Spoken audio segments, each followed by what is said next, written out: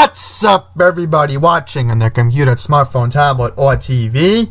This is Andy, and today I'm going to be making my predictions for the last WWE pay-per-view for 2018, which will be, honestly, the annual tradition, which WWE has been so bipolar about these days, but yes, go out with a bang, and that is, of course, tables, ladders, and chairs, scheduled for December 16th in San Jose, California at the SAP Center. So right now, at this moment, there are about 12 matches on the card. It is, of course, subject to change. I'm hoping that maybe Bray Wyatt will have a match on the pre-show, that maybe that's when they bring him back. But until then, there's 12 matches on the card. So pretty much I spoiled one of the predictions that Bray Wyatt makes a pre-show appearance. Let's hope that does happen. So, without further ado, you all know my rules. Non-championship matches get predicted first. So let me figure out how am I going to organize this card. Okay, I think I got this. So let's get the men's single matches out of the way. We have Elias taking on Bobby Lashley in a ladder match.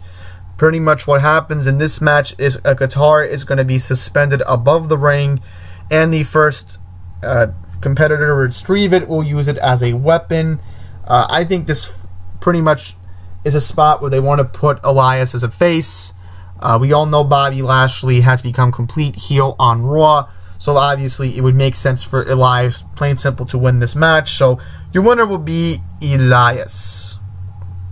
Next up, we have an interesting match from SmackDown, which the storyline has been cooperative for this, and that is, of course, Rey Mysterio versus Randy Orton, two future WWE Hall of Famers who will end up in Stanford, of course. But, of course, we have a stipulation.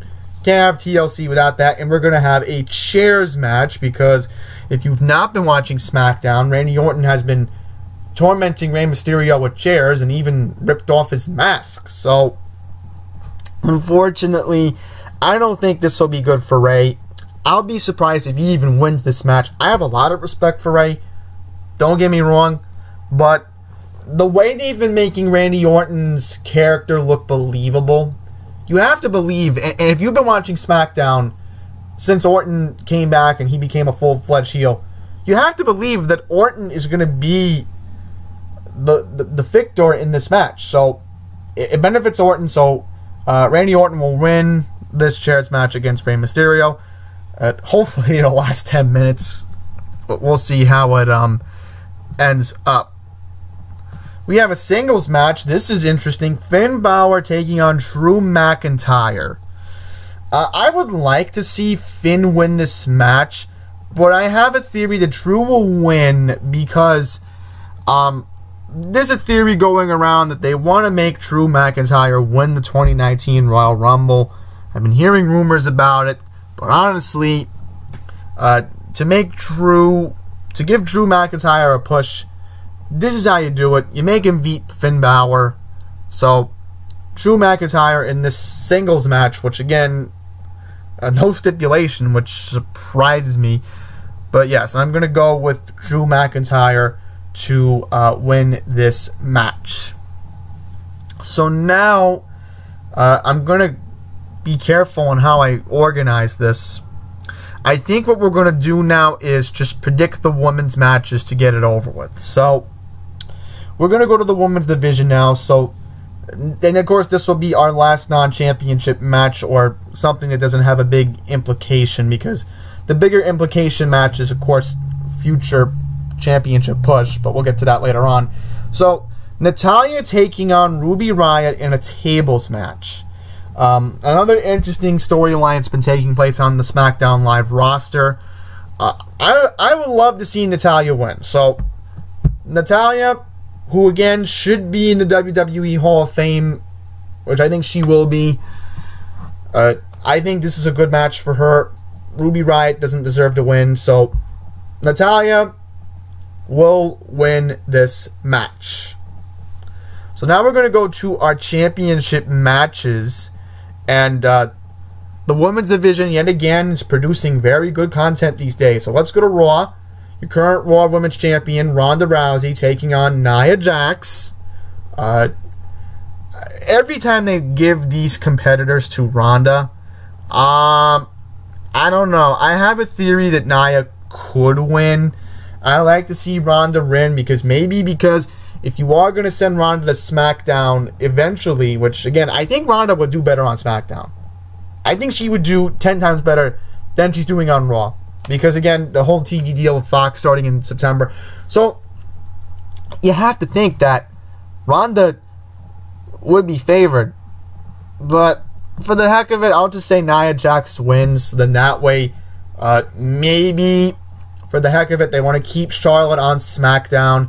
And then, hopefully, my theory is correct that Becky Lynch does go to Raw. So, your new Raw Women's Champion, and she will be a 2-time champion. The woman who is not like most other girls, Nia Jax. As a heel, I'm going to tell you this right now, with the whole Tamina storyline, it would be interesting to see her with the belt on Monday nights, no question. Now we're going to go to SmackDown. And I quickly want to mention the Raw match. It's a singles match, so I'm going to quickly get that out of the way. Well, on SmackDown, you have a TLC match. We have a triple threat match for the SmackDown Women's Championship. Pretty much, this is a triple threat match. Tables, ladders, and chairs are, of course, allowed, but the catch is the championship will be held above the ring. So you will have your current champion, Becky Lynch, defending against Charlotte Flair and Asuka. I would love to see Asuka finally get her day of reckoning, but I have a theory that Charlotte's going to win the belt. Once again, I just know for a fact that they want the storyline to be long-term between Ronda and Charlotte. So, for the heck of it, then again, maybe having Becky defend would be a good idea. So let's say Becky defends. Alright, I'm going to keep that. Becky will defend the title. Because then, if you send Ronda to SmackDown, then maybe you could have a match at WrestleMania, what we were supposed to get at the Survivor Series, where Becky was supposed to take on Ronda one-on-one. I would want to see that. I still want to see it happen. No question. So, Becky will defend. Disregard that. I think Becky will still retain the championship. So, I'm calling it now. New champion on Raw for the women's division. SmackDown will stay the same for now. So, I'm thinking maybe it's not a good idea to send... maybe it's not a good idea, but we'll see what happens. Alright, now we're going to go to the Cruiserweights. Buddy Murphy taking on Cedric Alexander. This is a pointless match. Buddy Murphy's going to win. Because pretty much they want to keep the title on Buddy until WrestleMania. That's what I keep hearing. I could see the title changing at WrestleMania. So I know Cedric Alexander, he wants to be champion again. But sorry, I know this too well. Buddy Murphy's going to defend the Cruiserweight Championship. I don't talk about Cruiserweights, but in this situation, we have an interesting match because, again, I know Cedric Alexander too well. He's been Cruiserweight Champion for who knows how long, so Buddy Murphy will retain the title. Alright, now we're going to go to SmackDown Tag Team Championships. The Bar, Cesaro and Sheamus. Triple threat match. We have them taking on the New Day. And, of course, the Usos. Gonna be an interesting one. I have a theory Big Show might come to his senses and might help the Bar out. So, for that theory, I think the Bar will retain the championships. I don't know what's going to happen with the SmackDown Tag Team division. It doesn't make any sense to put the belts back on the New Day. It doesn't make any sense to put the belts back on the Usos at the moment. You need a new tag team. SmackDown, I'm sorry, your tag team division has been too repetitive. It just makes sense going into 2019. You would keep the belts on the Bar. I'm sorry, but if Cesaro and Sheamus do not defend successfully, I will be completely surprised. So the Bar will retain their SmackDown Tag Team Championships. And quickly, I want to mention on Raw, if you have not heard, I want to quickly congratulate Chad Gable and Bobby Roode. Yes, they are your new Raw Tag Team Championships. They defeated the Authors of Pain this past Monday night on Raw. I normally don't talk about Raw results in this situation, but keeping in mind, we of course crowned new Tag Team Champions. So once again, congratulations to Chad Gable. He's now a 2-time Tag Team Champion, 1 time on SmackDown, and now 1 time on Monday Night Raw. I'm very happy that Bobby Roode finally has a title in the WWE. Well, let me think. If I'm correct, was he... Yeah, he was NXT. Right, he was a US champion.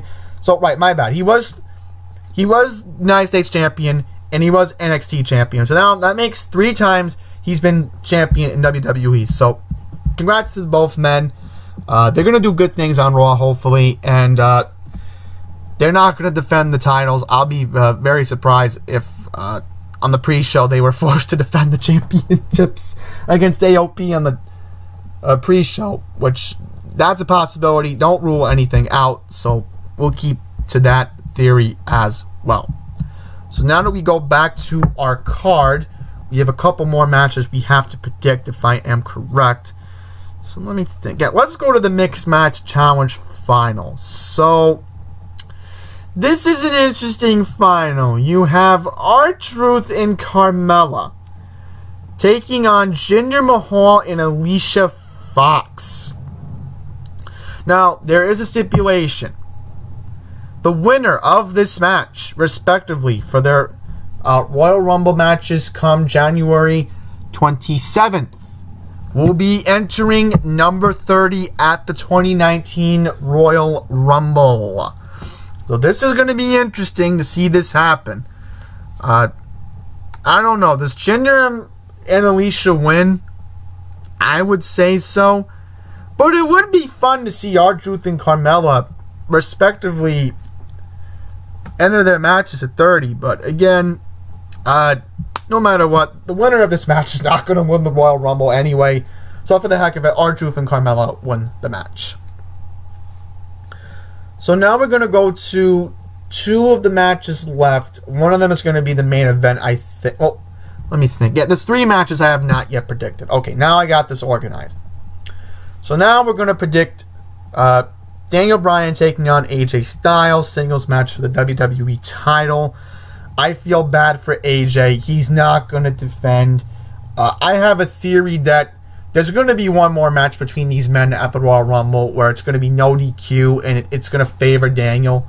So obviously, I have a theory that going into the Royal Rumble, Daniel Bryan will be your WWE champion. And WWE, again, they have to realize one thing. That the heels do well. Alright, the heels do well going into WrestleMania. And what they do is, they normally make the heels drop the belt at WrestleMania. So it makes sense that you push Daniel Bryan now until April. It makes complete sense. And again, I know the heels too well in this business. And for Daniel to be acting like this, I can understand why. You know, if he wants to be the bad guy, let him be the bad guy. You know, I've seen faces turn heels just to become champions. You know, they want to do it, fine. Let them do it. But if you have you want to compete, compete. I respect AJ for that. But I just don't think he's going to reclaim the title. I just don't think that you're going to do that to him. I don't know.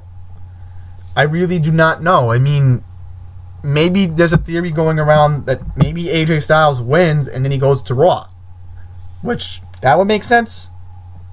I can see it happening, but, you know, circumstance to circumstance. So, unfortunately, I have to say this Daniel Bryan's going to be still your WWE champion. I would like to see AJ win because he is on the cover of the video game, for crying out loud, but Daniel Bryan's going to defend the championship.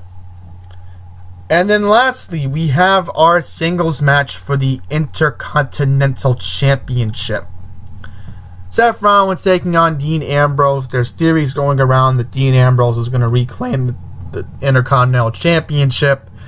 I'm sorry for saying this, but Raw doesn't really have face character. Like, if you're going to have a big three of who you want to see on Raw, I'm going to have to say that, you know, when Strowman does come back on Sunday, and I'll quickly mention this, you want three big people, right? You want three big guys. So, obviously, one, right now, has to be Seth Rollins. I mean, who else would have the audacity to call out the acting general manager, Baron Corbin, and pretty much say, you know, this place has gotten worse since Kurt left, all right? And I got to admit, you know, Raw has been unwatchable since Kurt left. I liked Kurt. I thought Kurt Angle was doing a good job. I just feel that Stephanie was too harsh on him. And I do want to see Kurt Angle come back, no question. I would love for that to happen. And I know it was, again, to defend Roman. It was defending him. But I still had the original theory that Roman was going to lose at WrestleMania to Strowman. But remember, that's not going to happen now. So, you know, three big faces. You have to have Seth, you have to have Braun, and then it would have to be Elias. I mean, who else would you have left on the brand? Alright, then there's Finn. Okay, so that makes 4 I want to watch on Raw. Okay, scratch that. 5, Gable and Rude. Alright, 6, I'd have to admit it, Ronda. I would have to admit Ronda, but still, Seth has to defend. I'm sorry for rambling on here. But Seth Rollins, he will burn it down. Dean's not going to win. I think this is a whole pointless match. So still, your Intercontinental Champion will be Seth freaking Rollins. And then lastly, what should be our main event of the night, Baron Corbin, the acting Raw General Manager, will be taking on the returning Braun Strowman, who was knocked out of action a couple weeks ago due to an arm injury. We're not going to get into how he suffered the injury because it's just upsetting to talk about it. But pretty much the main reason why people, of course, watched Raw, including yours truly, besides Seth Rollins, besides Elias, besides Ronda, and, you know, trying to see if Bobby and Chad would get the titles, and they did, was, of course, Braun Strowman. Braun Strowman was the man you wanted to watch every Monday night. He was the guy. And there's stipulations, alright? We'll get into it. So pretty much this is a tables, ladders, and chairs match. So pretty much here's what happens if Baron Corbin wins. If Baron Corbin wins, Kurt Angle is officially fired from Monday Night Raw. He will become the full-time general manager of Raw, which again, no one wants to see that because, again, you have to realize that the ratings have already been down as it is.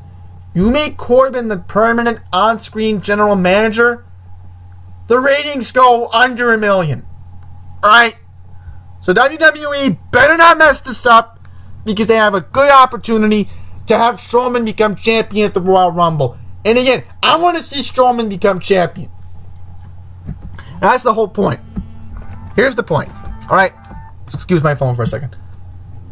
Strowman does win. He gets a Universal Championship match, alright? And, pretty much, he gets to take on Brock Lesnar. And I know for a fact Brock has already been scheduled to compete at the Royal Rumble. And we all know the whole theory about him taking on Daniel Cormier in February in Las Vegas in the UFC. So, Braun has to win. There's no excuses. If Braun does not win this one match, then you have a big monopoly in the WWE where you lose the ratings, you pretty much lose the 1 million views that USA expects every week, and you know who already becomes the highest rated show on the network? SmackDown Live! Because SmackDown produces the better storylines. Alright? You get more value for a 2-hour show compared to, again, you want to see a better value of Raw these days? go with my plan. Make Raw, again, you feature Strowman when he wins, which he is going to win. I'm sorry. If he doesn't win, I will be completely irate.